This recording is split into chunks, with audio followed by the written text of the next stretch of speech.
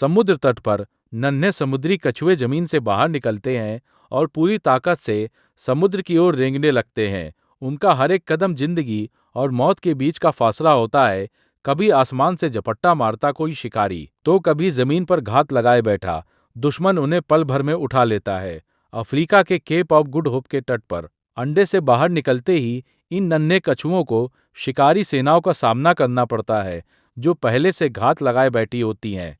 सैकड़ों हरे समुद्री कछुए रेत को चीरते हुए बाहर आते हैं। उन्हें निर्जलीकरण से पहले हर हाल में समुद्र तक पहुंचना होता है।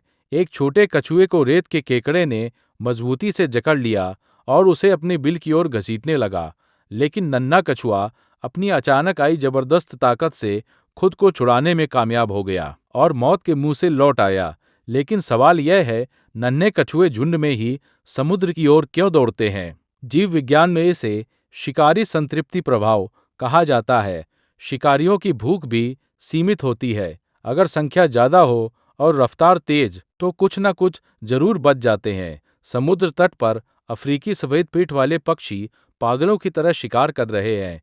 आसमान में पीली चोंच वाले काले चील लगातार मंडरा रहे हैं। उनकी नजर समुद्र की ओर बढ़ते नन्हे कछुओं पर टिकी है। इसी बीच एक सतर्क छोटा कछुआ ऊपर मंडराते खतरे को भांप लेता है और तुरंत गहराई में गोता लगा देता है, एक जानलेवा वार से बाल बाल बचते हुए। लेकिन समुद्र में पहुंचना सिर्फ शुरुआत है। अगले 20 से 30 वर्षों तक वह विशाल महासागर में अकेला भटकता रहेगा।